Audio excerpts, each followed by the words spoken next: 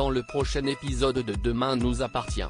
Tandis que la police suspecte Sylvain Moreno, la journée d'Audrey et Damien ne se passe pas comme prévu.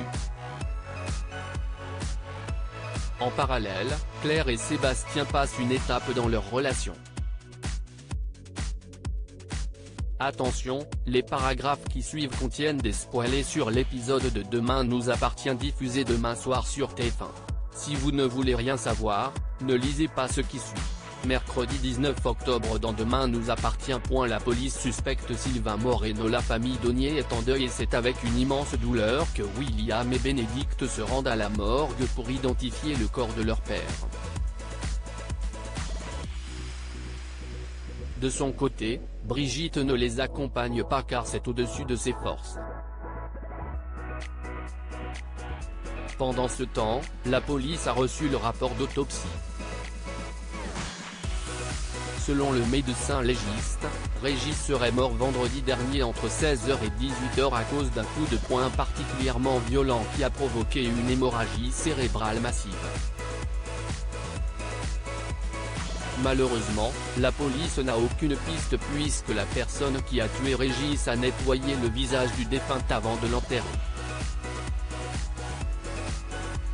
Face à ces éléments, Lisa a l'impression qu'il s'agit d'une altercation qui a mal tourné. Karim a quant à lui retrouvé le chauffeur de taxi qui a déposé Brigitte à la gare vendredi dernier. Ce dernier a confirmé à la police avoir pris en charge la matriarche de la famille Donier à 15h08 et l'avoir aidé à monter dans le train de 15h55, soit peu de temps avant l'heure présumée de la mort de Régis. Par conséquent, Brigitte est définitivement innocentée. Mais le capitaine Saïd a fait une autre découverte. En effet, la carte bleue du défunt a été utilisée dans une grande surface à 19h22. Lisa se demande alors si Régis a été agressé pour sa carte bleue. À la morgue, William et Bénédicte peinent à masquer leur chagrin devant la dépouille de leur père. Voyant l'incommensurable peine de sa sœur, William la prend dans ses bras pour la réconforter. Les larmes aux yeux, il se souvient de la dernière fois qu'il a eu son père au téléphone et regrette d'avoir échangé de simples banalités avec lui. C'est à ce moment-là qu'un employé de la morgue les rejoint pour leur remettre les effets personnels de Régis. Par la suite, William reçoit un message de sa femme qui le prévient que Brigitte a été mise hors de cause. Immédiatement, William et Bénédicte regrettent évidemment d'avoir imaginé le pire. De son côté, Manon appelle sa sœur pour lui annoncer la mort de leur grand-père. Malheureusement, Sophia ne pourra pas assister aux obsèques à cause de sa jambe cassée.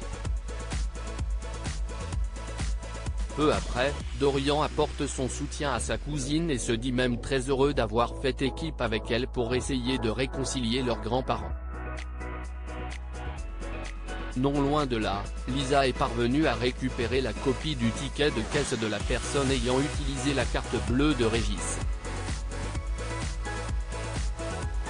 Sans surprise, la policière découvre que le tueur a acheté le matériel nécessaire pour enterrer un corps. Heureusement, Lisa a également pu obtenir les images de vidéosurveillance du parking et espère désormais remonter jusqu'au meurtrier. En parallèle, William présente ses excuses à sa mère pour avoir douté d'elle. Une fois qu'elle a accepté de le pardonner, Brigitte lui apprend que Régis lui a envoyé un mail le jour de sa mort. Dans celui-ci, il revenait sur leur jour heureux et expliquait qu'il n'était pas fermé à l'idée de rentrer à Paris. À quelques encablures, Sylvain fait croire à sa femme qu'il fait une sortie avec Alex mais Charlie sait qu'en réalité il se rend à son cercle de jeu. Sylvain lui fait donc promettre de garder le secret. Au commissariat, la police scientifique a identifié la peinture du véhicule ayant percuté la voiture de Régis. Il s'agirait d'un véhicule sérigraphié publicitaire appartenant à Sylvain Moreno. La journée d'Audrey et Damien ne se passe pas comme prévu depuis l'enlèvement de Léo. Audrey a du mal à passer à autre chose. C'est pourquoi, elle demande à Jack de récupérer son petit frère à la sortie du collège et de le raccompagner à la maison après les cours. Damien lui rappelle alors qu'elle n'a plus de raison de s'inquiéter et ce d'autant plus qu'elle a obtenu son adoption plénière. Reconnaissant qu'il n'a pas tort, Audrey compte bien profiter de sa journée de congé pour profiter de l'homme qu'elle aime. Tandis qu'ils s'apprêtent à baptiser le canapé qu'ils viennent d'acheter, ils sont sans cesse interrompus.